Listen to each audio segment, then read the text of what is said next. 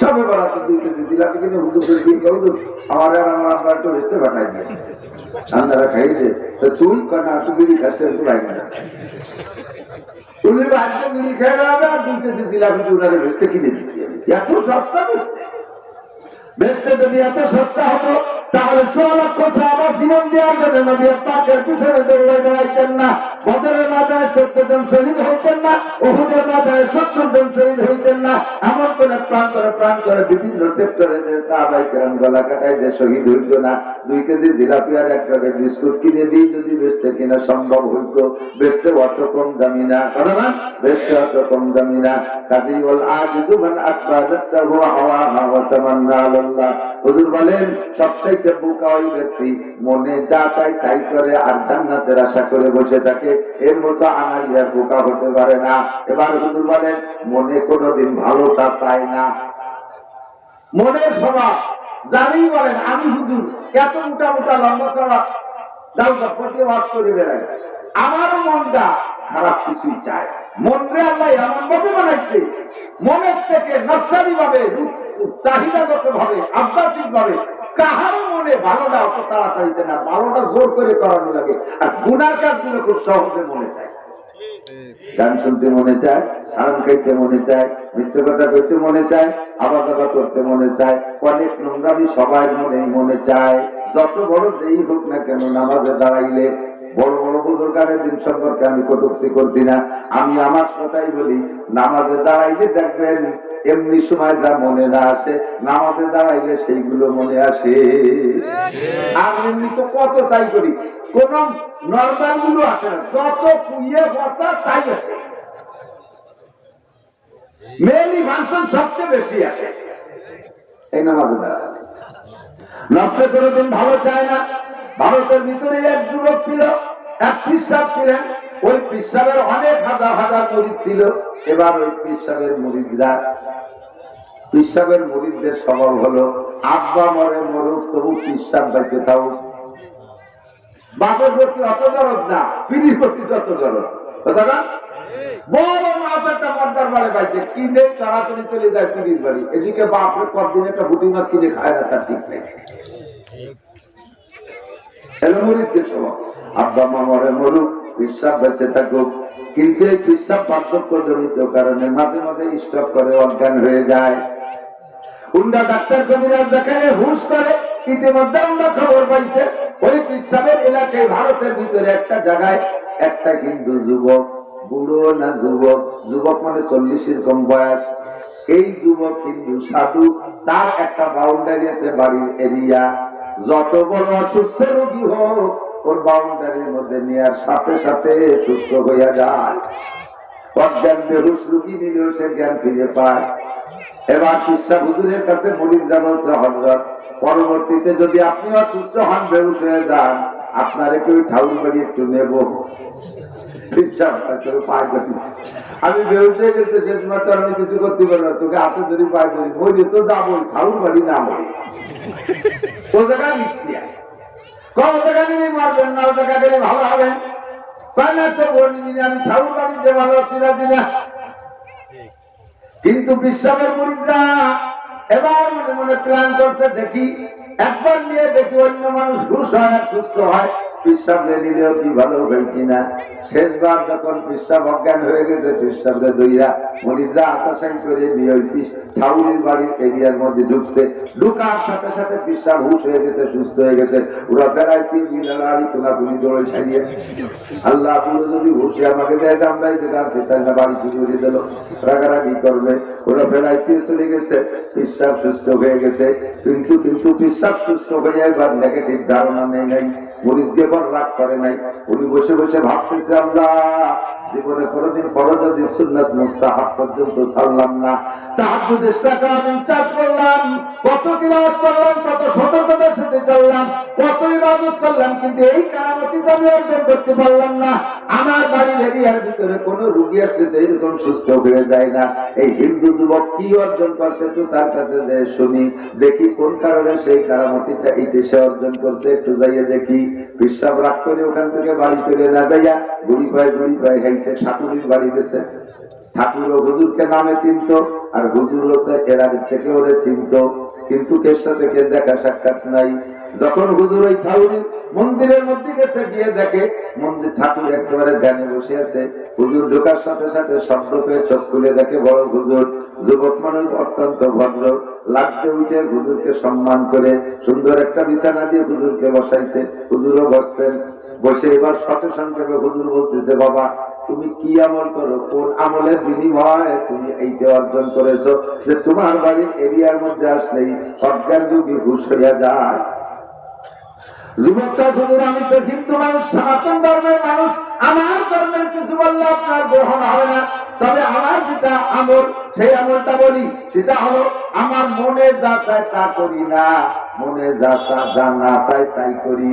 আর মনে কোনোদিন ভালোটা চাই না। জেনা করতে মনে চায় আমি করি না, গাঁজা খাইতে মনে চায় আমি খাই না, মদ খাইতে মনে চাই খাই না, আমার মিথ্যে কথা বলতে মনে চাই বলি না, আমার বিবাদ শিকার করতে মনে চাই বলি না, আমার গান গাইতে শুনতে মনে চাই গান গাইও না, গান শুনিও না, আমার বাজনা বাজাইলে শুনতে ভালো লাগে ওটা আমি বাজাই না। এক কথায় মনে কোনোদিন ভালোটা চাই না, আর মনে যা চাই তা আমি করি না। এইটা হলো আমার আমল।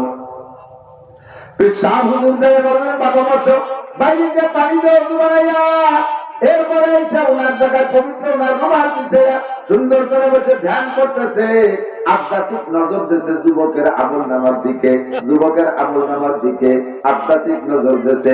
আমল নামায় দেখে ডান কাদের আমল নামায় একটা নেকিও নাই, বাম কাদের আমল নামায় একটা গুনাহও নাই।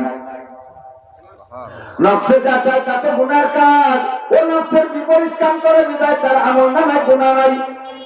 আর ঈমান গ্রহণ করে নাই বিদায়, মনে নাই করে না পড়ে নাই বিদায় ডান কাদের আমল নামায় কিছু লেখা নাই, একেবারে ফাঁকা সাদা শূন্য। এবার সুযোগ পেয়ে বলে, বাবা তুমি কি তোমার কথায় অটল, যে তুমি মনে যা চাই তা করো না, তুমি মনের খেলাফ কাম করো, এ কথা কি তুমি সত্যবাদী? হুজুর কিয়ামত পর্যন্ত, মরণ পর্যন্ত আমি এই কথার পর আমল করে যাব, কোনদিন মনের খেলাফ কাম কর, মনে যা চাই তা আমি করবো না, মনে যেটা না চাই সেইটা আমি করবো। পেশা হুজুর সুযোগ পেয়ে তারা আটকায় ফেলাইছে, কয় বাবা তোমার কি কালেমা লা ইলাহা ইল্লাল্লাহ মুহাম্মাদুর রাসূলুল্লাহ পড়তে মনে চায়? তোমার কি কালেমা পড়ে মুসলমান হতে মনে চায়? একটা করতেই হবে। তোমার কি কালেমা লা ইলাহা ইল্লাল্লাহ পড়ে মুসলমান হইতে মনে চায়? যুবক কয় না হুজুর চাই না, কারণ মুসলমান হইলে আমার বিশাল বংশ থেকে বিচ্ছিন্ন হয়ে যাব। এবার হুজুর বললেন, তুমি যদি তোমার ওই কথায় বটল হও, তাহলে তোমাকে এখন কি করতে হবে বলো? তোমার মনে যা চাই তা করো না, মনে যা না চাই তাই তুমি করো। এবার তোমার কালেমা পড়তে মনে চাইতেছে না, এবার তোমার কি করা উচিত? যুবক আটকে গেছে, তাহলে তোমার কি করা উচিত? তুমি কি করা উচিত? তাহলে তোমার কালেমা পড়া উচিত। তাহলে তুমি পড়েই গেল। যুবক লা ইলাহা ইল্লাল্লাহ মুহাম্মাদুর রাসূলুল্লাহ মান ইয়াহদিল্লাহু ফাহুয়াল মুহতাদ ওয়া মান ইউদ্লিল ফালান তাজিদ লাহু ওয়ালিয়াম মুরশিদা। আল্লাহ তাআলা হিদায়াত দেয়, এমন কায়দায় বেকায়দায় বানায়া তাকে আল্লাহ তাআলা বুঝ দিয়ে দেয়। আর ওই বুড়োর আমি 5টা বছর পর্যন্ত এভাবে নিয়ে গুরুকে নিয়ে ভগবান পর্যন্ত ঠেকাই দিছি। বুড়ো যা সময় কয় বান্নাত্তাবিল মা ওয়াজাদনা আলাইহি আবাআনা, আমরা বাপদাদা 14 পুরুষ ধরে যা করে আসছি বাবা এটা ছাড়তে পারবো না। আল্লাহ যারা হিদায়াত দেয় সে এমন করে পেয়ে যায়। আমি রাত বয়স করলে কিছু করতে পারবো না।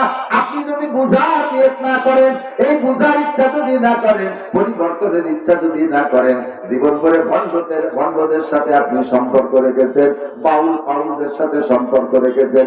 বাউল গান ভালো লাগতো, বাউলদের বাজনা ভালো লাগতো, এইগুলো শুনে বেড়াইছেন। জারি যাত্রা খরচা গানের গান ভালো লাগতো, এগুলো গিয়ে বেড়াইছেন, শুনে বেড়াইছেন। আল্লাহর কসম এগুলো কোরআন সমর্থন করে না। আস্তে কালে বাউল গান কোরআন শরীফের সমর্থন করে? যদি বিশ্বাস না করেন আমার সাথে, সারা দুনিয়া ইসলামের প্রচার কেন্দ্র, ইসলামের মার্কাজ হলো মক্কা মদিনা। বলেন মক্কায় বাউল গান নাই, মদিনায় বাউল গান নাই, জারি গান নাই, যাত্রা গান নাই, পৌঁছা গান নাই, গাজীর গান নাই, গুণের যাত্রা নাই, নাই, বিচার গান নাই, পালা গান নাই, এগুলো কোরআন হাদিসের সমর্থন করে না। এগুলো যারা গায় তারা বাউল না, বলছে ফাউল। এরা কি? এরা বাউল না ফাউল? ফাউল, কত বড় ফাউল কথা বলছেন। শুনছেন যারা তারা শুনছেন, না শুনছেন যারা তাদের ভিতরে কথাটা পৌঁছাই দেই। এখন ইউটিউবে সার্চ দেন, যদি না পান, ওর নিজের জবানের গান, ওই গানের আসরের মধ্যে বলতেছে আল্লাহ আল্লাহ আল্লাহ দিয়ে শুনতেছে। তাই আল্লাহ কি মুখ দিয়ে কথা পায় না হুক দিয়ে কথা পায়? ওদের ওই মালিকদের যে কথা হুক মানে ভাষা। আল্লাহ কি মুখ দিয়ে কথা বলে না ভাষা দিয়ে কথা বলে? ধরে কন্যা নাউজুবিল্লাহ। এত বড় বিয়াদব রেখে রাখা ঠিক হবে? এরা কি জেলে দিলে ঠিক হবে? এরা ফাঁসি দিয়া ছাড়া আর কোনো বিচার হতে পারে না। কথা বল, কত বড় বিয়াদব। তাই আল্লাহ এক মুখে 5 রকমের কথা পায়। তাই কি রকম 5 রকম কথা বললো? আল্লাহ একবার পায় আবুলমা খালাকাল্লাহুল ইশক। আর দুটো আমি শুদ্ধ ঢুকি, আমি ও যে ভুল পাই তার প্রতি দিতে পাই না। আবুলমা খালাকাল্লাহুল ইশক, আল্লাহ সর্বপ্রথম ইশক বানাইছে, এরপরে সেই আল্লাহ আবুলমা খালাকাল্লাহুল আরশ, আল্লাহ সর্বপ্রথম আরশ বানাইছে। ওই আল্লাহ সেই বলতে কয় আবুলমা খালাকাল্লাহুল কলম, আল্লাহ কলম বানাইছে সর্বপ্রথম। আবার সেই আল্লাহ মধ্যে পায় আবুলমা খালাকাল্লাহুল নূরি, আল্লাহ পাক আমি মুহাম্মাদের নূর আগে বানাইছে। আবার তাই আবুলমা খালাকাল্লাহুল কদর, আল্লাহ সর্বপ্রথম তাকদীর বানাইছে। সর্বপ্রথম তো একবারই হয়, এতবার তো সর্বপ্রথম হয় না। এক আল্লাহ 5 বার তো আমি সর্বপ্রথম এই যে বানাইছি। তাহলে আল্লাহ কি মুখ দিয়ে কথা কয় না পাছা দিয়ে কথা কয়? নাউজুবিল্লাহ। এর আর কোন বিচারের দরকার নাই। এর ফাঁসি দিয়া ছাড়া আর কোন বিচার হতে পারে না। এই বাউল ফলগুলো বাদ দেন। এগুলো আমরা অনেকে বিশ্বাস করি, জানি যাত্রা করেছে গান পর্যন্ত বিশ্বাস করি, মহাব্বতের সাথে শুনতে সাবধান হয়ে যান। আমাদের এলাকায় অনেক ভণ্ডদের আড্ডা আছে, অনেক ভণ্ডদের আড্ডা আছে। কোরআন সুন্নাহ আমারে মাইকে দিছে এগুলো ভণ্ড। আমি জীবনে কোনোদিন ভণ্ডর আড্ডার মধ্যে যাইতে রাজি না। ভগবান জান্নুল মাকানে বিল মাকিন, অবস্থানকারীর কারণে অবস্থানের দাম। আপনাদের এই গ্রামে কলেজ থাকতে পারে, বিশ্ববিদ্যালয় থাকতে পারে, হাই স্কুল থাকতে পারে, প্রাইমারি স্কুল থাকতে পারে, কেজি কিন্ডারগার্টেন থাকতে পারে, ডাক্তার, ইঞ্জিনিয়ার, বিজ্ঞানী, professor, DCs, POC, DLO, MP, মন্ত্রী থাকতে পারে। কাহারও নামের কারণে আপনাদের গ্রামের নাম কি নাম? গোবিন্দপুর। এই গোবিন্দপুর প্রসিদ্ধি পায় নাই কাহারও নামের উপরে। কোন প্রতিষ্ঠানের কারণে গোবিন্দপুরে, এই গোবিন্দপুরে 10-20 মাইল দূরে থেকে চেনবে এমন কোন কিছু গোবিন্দপুরের মধ্যে নাই। আমার গোবিন্দপুর খুশি খুশি জানডাবার হয়ে গেছে। গুগল দেখে গোবিন্দপুর, এই জায়গায় এসে গুগলে সার্চ দিচ্ছি গোবিন্দপুর, বাজার 48 কিলোমিটার আছে। আমি ড্রাইভারে বলে কি কয় 48 মাইল বলে, 1.5 কিলোমিটার আছে। তাহলে এই গোবিন্দপুরটা গুগলে পর্যন্ত এখনো কালেকশন করে নেই। এমন কিছু নাই এই গ্রামের ভিতরে যারা অন্যদিকে নিয়ে না, আমি অন্য কিছু বুঝার জন্য এই এমন কিছু করতে পারবেন না যার দ্বারা এই সারা দুনিয়ার কাছে গোবিন্দপুরকে প্রসিদ্ধ করতে পারবেন। আজকে এই মুহূর্তে একেবারে আল্লাহে এখন নগদে এই মুহূর্তে গোবিন্দপুর আমেরিকা চলে গেছে, গোবিন্দপুর জাপানে চলে গেছে। প্রত্যেকটা রাত্রে সারা রাত বসে বসে বাংলাদেশি জনগণ বিশ্বের যে যে দেশে থাকে, আমাদের ওদের ভক্ত যারা মুসলমান, তারা ওখানে বসে আমাদের ইউটিউবে আমাদের বয়ান শোনে। আমি বারবার গোবিন্দপুর মাদ্রাসা বলতেছি, ইউটিউবে লাইভে এখনই আমার শ্রোতারা আমেরিকায় বসে আছে, তারা গোবিন্দপুর পেয়ে যাচ্ছে। জাপানে বসে বয়ান শুনতেছে, তারা গোবিন্দপুরের নাম পৌঁছে দিচ্ছে তাদের কাছে। গোবিন্দপুর পৌঁছে যাচ্ছে, স্কুলের নামে নয়, কলেজের নামে নয়, বিশ্ববিদ্যালয়ের নামে নয়, জজ ম্যাজিস্ট্রেটের নামে নয়, ডিসিএসপির নামে নয়, একমাত্র গোবিন্দপুর মাদ্রাসার ওসিলা। ঠিক না? আল্লাহু আকবার। যে জিনিস যত দামি হয় তার সাথে সোয়া লাগলে তত দামি হয়।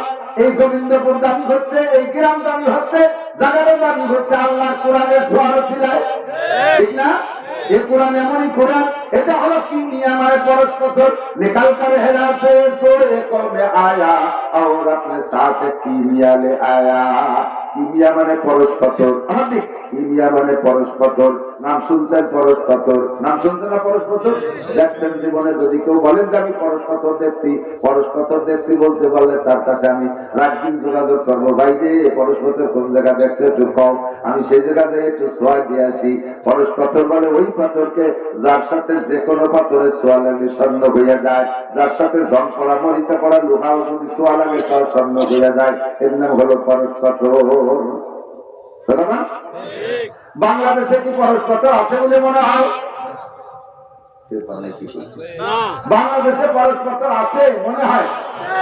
কি পরশ পাথর? পরশ পাথর যদি একখান থাকতো বাংলাদেশের কোনো লোহা লোহা থাকতো, সোয়া লাগা লাগা সব শোনাও না। সামনের ঘড়ি বলে 2 লাখ টাকাতে কিনতাম না, ওই লোহার মতো কেজি কিনতাম 60 টাকা দিয়ে। স্বর্ণের রাজ্যে দাঁড়ালে সাত যেতাম, কোনো লোহারে লোহা রাখতাম না। একখান পরশ পাথর খালি বাংলাদেশে থাকবে, সারা বাংলাদেশে লোহারে সোনা বানাই ফেলতাম। পৃথিবীর কোন জায়গা আছে বলে আমার মনে হয় না। যদি কোনো দেশে পরশ পাথর থাকতো তাহলে ওই পরশ পাথর দিয়ে সেই দেশের সব লোহার পাথরে সোনা বানাইয়া এবার বিশ্বের সব দেশের রাজা বাদশা ওই প্রেসিডেন্টের যাইয়া পাউডারে কান্তি কান্তি প্যান্ট খুলে বেড়া দিত, স্যার একটা বাদেন একটা সোয়াই দিয়ে আবার ফেরত দিয়ে যাওয়ানি, যা শোনা সব আপনার অর্ধেক দেবো। এইগুলোর প্রেসিডেন্টের পাউ তেলাপি তেলাপি তার পার্স আমরা ছুটি বেলা যেত। কতক্ষণ ঠিক কিনি না বোঝা যায়? আমেরিকাও নাই, লন্ডনে নাই, জাপান জার্মান কোন দেশে পরশ পাথর নাই। যেই পরশ পাথরের অস্তিত্ব দুনিয়ায় নাই তার নামটা পাইলাম কোন জায়গা? কিচ্ছা অনেক লম্বা হয়ে যাইবে। দোস্তরে পরশ পাথরের সোয়া দিলে, পরশ পাথরের সাথে পাথরের সোয়া দিলে, লোহারের সোয়া দিলে স্বর্ণ হয়ে যায়। তার চাইতে দামি আর একটা পাথর আছে পরশ পাথর, সেই পরশ পাথরের নাম হলো আল কোরআন। আল্লাহু আকবার। মক্কার কাফেরদেরকে শোনাতে যে দামি মানুষ বানায় ফেলাইছে। খুতনতে জুরা হাফর কায়রু কে হাতি বন গয়ে, खुतनते जोरा पर कैरू के हाथी बन गए। क्या नजर थी जिसने मुर्दू को मसीहा कर दिया, शाहिदे बज़्म आलम में एक निगाहे नाज़ ने इश्क की संजुमन मुस्नद आरा कर दिया। गुंजाए दिल को नसीबे इश्क ने वा कर दिया, मन मरीज़े भूश था मस्ती ने अच्छा कर दिया। अल्लाहु अकबर। हज़रत मोहम्मद मत विश्व चैंपियन मस्तान দারুন মুদ্রা কারাগারের পাশেই কাফেরদের সংসদ ভবনের নাম হলো দারুন মুদ্রা, আর ওই সংসদ প্রধানের নাম ছিল আন্তর্জাতিক খ্যাতি সম্পন্ন দামরা মিস্টার আবু জাহেল। সে ছিল সৌদি আরবের গভর্নর। এই সৌদি আরবের গভর্নর ঘোষণা দিয়ে দিল মুহাম্মাদের কল্লা যে আনতে পারবা তারে 100 লাল উট দেয়া হবে। উমার দাঁড়িয়ে গেল, আনা এটা আমি পারবো। লম্বা ছিল একটু বেশি, হয়তো তোমার লম্বা ছিল তো বেশিরভাগ লম্বা মানুষ। আপনি একটা প্রবাদ আছে হুজুরকে শুনেছেন, কুল্লু তবিলিন আহমাক। বেশিরভাগ লম্বা মানুষ বুকা হয়। দেখবেন যে যারা একটু বেটারটা লম্বা, এই আবাইলি আবাইলি কথা। এই যে বুকা হওয়ার কারণ হলো বুদ্ধি মেলা তো সবাই বানাই দিচ্ছে কিন্তু চাকরি দিয়ে না। আর হাতে ছোট মানুষ বুদ্ধি খুব খোলস থাকে, হট করে এক করে মাটিতে বুদ্ধি চালিয়ে দেয়। হয়তো মোর লম্বা মানুষ তবে বুকা ছিলেন না, ইল্লাহ আমর সব লম্বারা বুকা, কিন্তু হযরত ওমর লম্বা হওয়ার পরে বুকা না, কিন্তু পেশি শক্তির কারণে একটু অহমিকা ছিল কাফের থাকাকালে। হযরত ওমর যুবক মানুষ, 27 বছরের কাল বলে যুবক, কয়েকটি মুহাম্মাদের কাল্লা আমি নিয়ে আসি। আবু জাহেল আমি যাবো আর মাথাটা নিয়ে আসবো, আইসি যেন দেরি হয় না, আমার উজ্জ্বল 100 দেয়নি উঠেনি কয়েকটি তোর উঠানি আগে আর যাবি আগে আইসে উঠলি না। হযরত ওমর রওনা দিয়েছে রাসূলুল্লাহ সাল্লাল্লাহু আলাইহি ওয়াসাল্লামের মাথা। আল্লাহু নবীর বাড়ি আর আবু জাহেলের বাড়ি দারুন নদম মেলা দূর না, 2-5 মাইলের দূরত্ব না। কাবাগরের পাশে পাশে যারা হজে গেছেন তারা দেখছেন।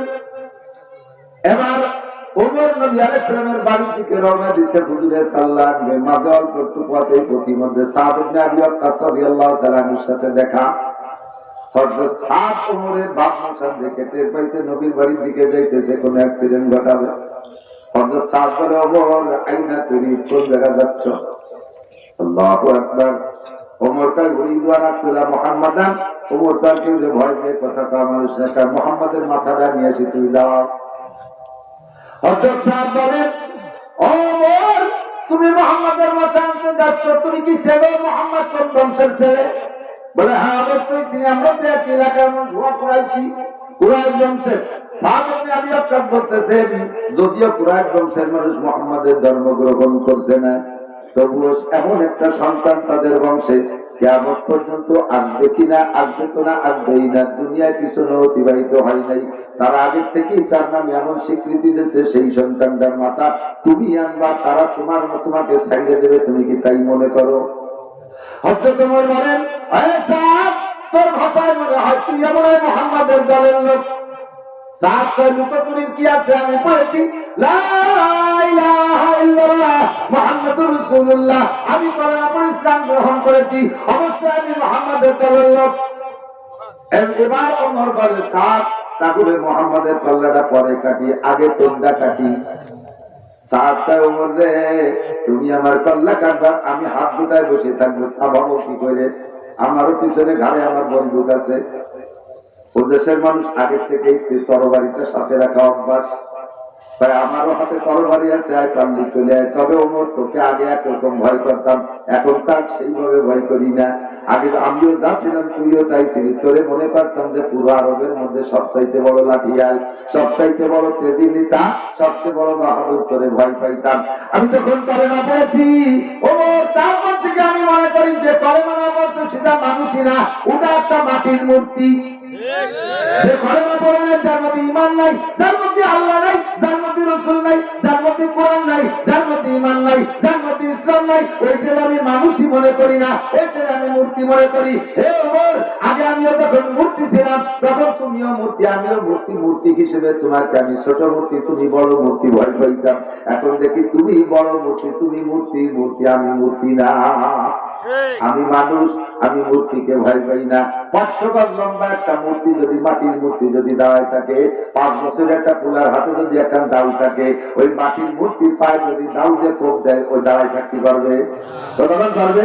আল্লাহ পাক বলেন, ইন্নাল্লাযীনা তাদউনা মিন দুনিল্লাহ লা ইয়াখলুকু যুবাবা ওয়া লা ইসতামাউলা ওয়া ইয়াসলুবুহুম যুবাবু শাইআন লা ইয়াস্তানকিযুহু মিনহু যাওয়াত তালিবু ওয়াল মাতলুব। হে দুনিয়ার কাফের মুশরিক, তোমরা যে 33 কোটি দেবদেবীর পূজা পাঠ করো, সমস্ত তোমাদের মাবুদরা ঐক্য হইয়া, সমস্ত মাবুদরা এক হইয়া এক জায়গায় চেষ্টা করে একটা মাছিও তারা বানাইতে পারবে না।